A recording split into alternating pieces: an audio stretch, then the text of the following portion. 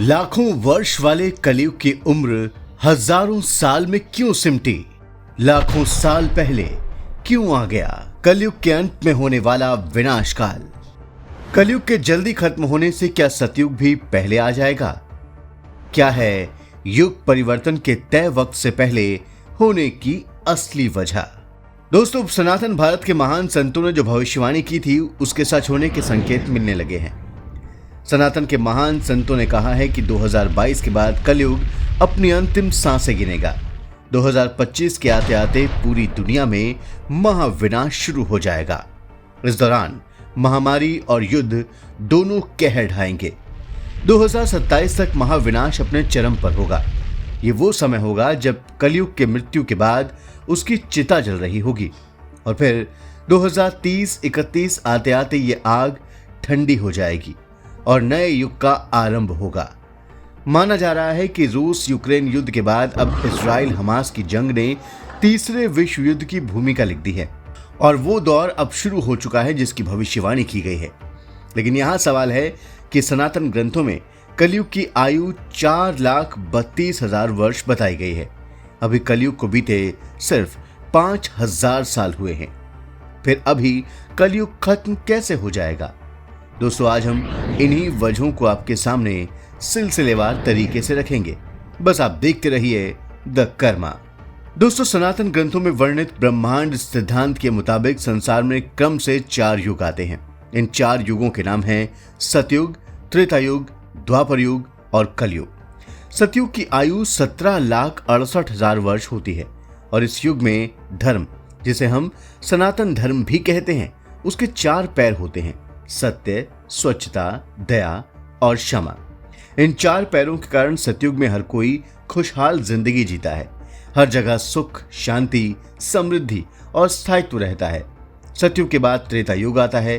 त्रेता युग की आयु 12,96,000 वर्ष होती है। इस युग में धर्म के 3 पैर रहते हैं: सत्य, दया और क्षमा। इस युग में धर्म का एक पैर स्वच्छता समाप्त हो जाता है। त्रेता के बाद द्वापर युग आता है। इस युग की आयु 8,64,000 साल होती है।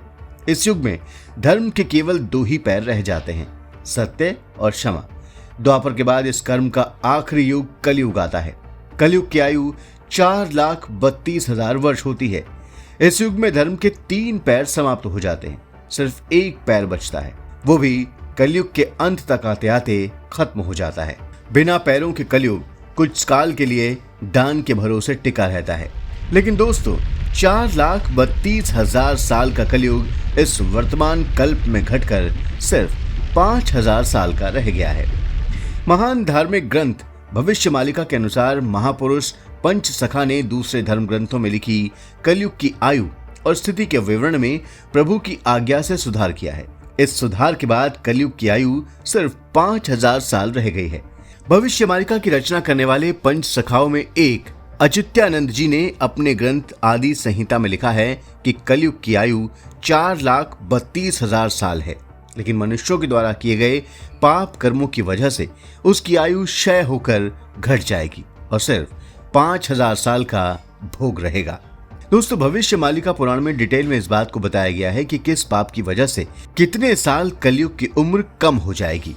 अच्युतानंद जी के द्वारा रचित उद्धव भक्ति प्रदायिनी ग्रंथ में प्रभु श्री कृष्ण और उद्धव के बीच संवाद दिया है। इस संवाद में उद्धव कलयुग के अंत के बारे में पूछते हैं। तब श्री कृष्ण कहते हैं, 4,32,000 आयुष एक कलयुग, पाप बड़ी भारू आयु कटि जीबी, अलप होई भोग। अर्थात कलयुग की 4,32,000 वर्ष की आयु का क्षय होकर उसका सिर्फ 5,000 साल का ही भोग होगा। दोस्तों, भविष्यमालिका में किस पाप की वजह से कलयुग की आयु कितने वर्ष कम हुई है, इसका भी विवरण दिया गया है। अच्युतानंद जी के द्वारा रचित 64 पटल और नील सुंदर गीता ग्रंथों में भगवान श्री कृष्ण और अर्जुन का संवाद दिया गया है। इस संवाद में अर्जुन प्रभु श्री कृष्ण से कलयुग के अंत, धर्म संस्थापना और भगवान कल्कि के अवतार के बारे में पूछते हैं। अर्जुन प्रश्न करते हैं कि हे महाप्रभु श्री कृष्ण, कलयुग को अगर 4,32,000 साल का भोग करना तय था और पापों के कारण अगर उसका क्षय होकर 5,000 साल रह गया हो, तो फिर हे भगवान, अब कृपा कर हमें बताइए कि कौन कौन से पाप कर्मों की वजह से कलयुग का कितना क्षय होगा। तब भगवान कुल 35 तरह के पापों का वर्णन करते हैं। आपको यहाँ हम कुछ मुख्य पाप कर्म और उनकी वजह से कलयुग की घटने वाली उम्र के बारे में बताते हैं। भविष्य मालिका के मुताबिक मनुष्यों के द्वारा झूठ बोलने के कारण कलयुग की 5000 साल उम्र कम हो गई। खुले में नग्न स्नान से 12000 साल उम्र कम हो गई। द्विजों के द्वारा दूसरी जगह प्रेम विवाह करने से 30,000 साल उम्र कम हो गई। दोस्त से दुश्मनी करने से 6000 साल उम्र कम हुई। भगवान विष्णु की प्रतिमा नहीं पूजा करने से 17,000 साल घटे। माता तुलसी की पूजा नहीं करने से 5,000 साल घटे। मेहमान का स्वागत नहीं करने से 6,000 साल घटे। भाई भाई की दुश्मनी से 40,000 साल घटे। ना खाने लायक चीजों को खाने से 8,000 साल घटे। दूसरों का पैसा हड़पने से 10,000 साल घटे। गौ हत्या से 1,00,000 साल घटे। दान के गलत इस्तेमाल से 14,000 साल घटे। विधवा स्त्रियों से गलत संबंध बनाने पर 24,000 साल घटे। जीव हत्या के पाप से 11,000 साल घटे। वर्णाश्रम धर्म का पालन नहीं करने से 12,000 साल घटे। भ्रूण हत्या के पाप से 7,000 साल कम हुए। स्त्री हत्या से 32,000 साल कम हुए। चारागाह और शमशान भूमि पर कब्जे से 40,000 साल घट गए। माता का हरण करने से 5,000 साल कम हुए। लोगों को धोखा देने के बाद पाप से 40,000 साल कम हुए।